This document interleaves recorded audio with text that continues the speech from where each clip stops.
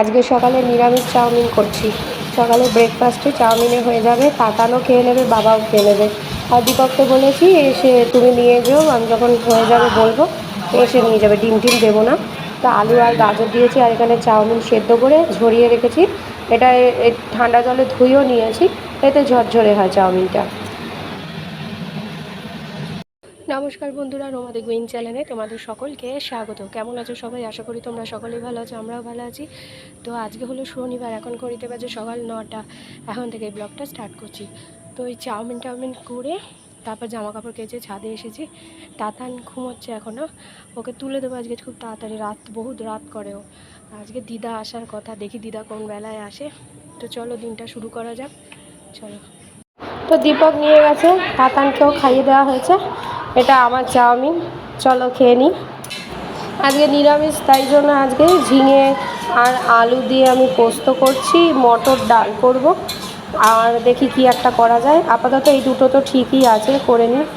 আর ভাবছি কুমড়ো আলু পটলের একটা তরকারি করে নেবো। নিরামিষের দিনে না ভেবে কুল পাওয়া যায় না কি করব না করব। তো আলু ঝিঙে তো দিয়ে দিয়েছি, আর এবার হলুদ দিচ্ছি, নুন দিচ্ছি, যেরকম পোস্ত করি আর কি সেরকমই করছি।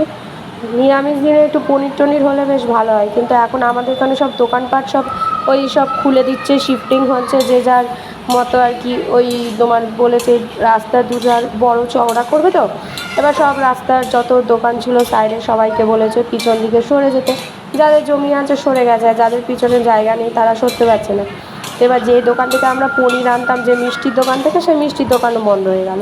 তো এবার পনির আনতে গেলে আমাদের অনেকটা দূরে গিয়ে পনির আনতে হবে, তাই জন্য আজকে আর পনির আনতে পারলাম না। দেখা যাক পরে কবে আবার দোকান হয় এখানে পাওয়া যায় ভালো মতো, সেই দোকান থেকেই আনতে হবে।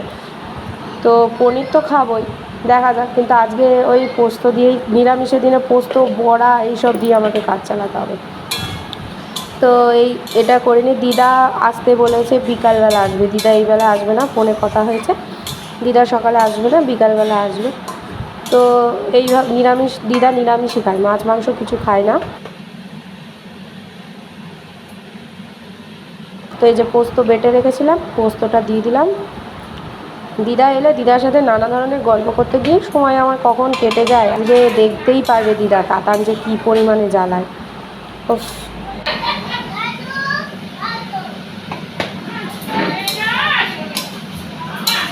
কষানো কমপ্লিট হয়ে গেছে, ব্যাস এবার জল দিয়ে দেবো হয়েছে। তো এটা হোক ততক্ষণে। এখানে মটর ডাল ফোড়ন দিয়ে বসিয়ে দিয়েছি, আর বাইরে দেখো বিশাল জোরে বৃষ্টি শুরু হয়েছে। ছাদে গিয়ে আবার সব জামা কাপড় আবার নিচে নিয়ে আসতে হয়েছে। স্নান করে বসেছি, এখন ঘড়িতে 2:45 বাজে। তো এই তাতানকে নিয়ে যে তাতান রয়েছে, কার্টুন দেখছে। তো দিদা এখনও আসেনি, মাছটা তো প্রায় অন্ধকার করে আসছে, দেখা যাক কখন আসে। তো এখন দীপকের কয়দিন ধরে খুব দেরি হচ্ছে বাড়ি আসতে, কারণ ওর দোকানে শিফটিং হচ্ছে। আগে যে দোকান ছিল সেই দোকান থেকে অন্য দোকানে শিফটিং করেছে। তো এবার জিনিসপত্র সরানো, তারপর ভেতরটা আর কি কী বলে ওগুলোকে, ওই জিনিসপত্র শোকেস টোকেস এগুলো বানাচ্ছে, তো সময় লাগছে, তাই জন্য ওর আসতেও দেরি হচ্ছে। তো এখন বসে থাকতে হবে, দেবী কখন আসে, তারপর খাওয়া দাওয়া করবে। আর এই যে তাতান বুড়ো, এই তাতান বুড়ো ঘুমের কোনো ইয়ে নেই, চিহ্ন নেই। 10টার সময় ঘুম থেকে উঠবে, এরকম দেরি করে উঠলে হয়? কোনো কথা শুনবে না, রাত্রে করে ঘুমোবে আর সকালে দেরি করে উঠবে।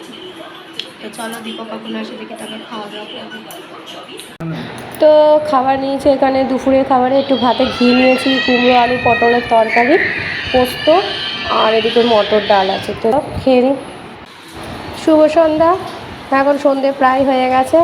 তো দিদাও বাড়ি চলে এসেছে। তো চলো আমরা চাটা করছি। দিদাকে ক্যামেরার সামনে আনতে পারি না, কারণ দিদা খুব লজ্জা পায়, এই জন্য ক্যামেরার সামনে তোমাদের সাথে কথা বলাতে পারি না। দিদা বলেছে এখন না, পরে একদিন না একদিন ঠিক কথা বলবে, এই আশায় রয়েছি।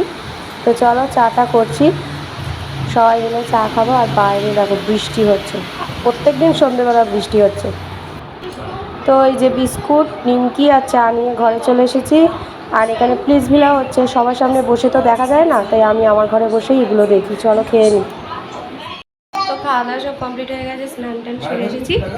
তো দিদা এসেছে, দিদার সাথে গল্প গুজব করছিলাম, ফোন চার্জটা না এমন টাইমে শেষ হয়ে যাচ্ছে কি বলবো আর। তো সন্ধ্যা থেকে গল্প গুজব তাতানে দুষ্টুমি এইসবই নিয়েছিলাম, তাই জন্য তোমাদের সাথে একটু কথা বলতে পারিনি। তো খাওয়া দাওয়া হয়ে গেছে, এবার শোবো, স্নান সেরে এসেছি, এবার তাতানকে ঘুম পাড়াবো। তো আজকের দিনটা এইভাবে কেটে গেল। তো চলো, কালকে আবার দেখা হবে আর একটা নতুন ব্লগ নিয়ে অবশ্যই হাজির হবো। ততদিন সুস্থ থেকো, ভালো থেকো, সকলকে ভালো রেখো।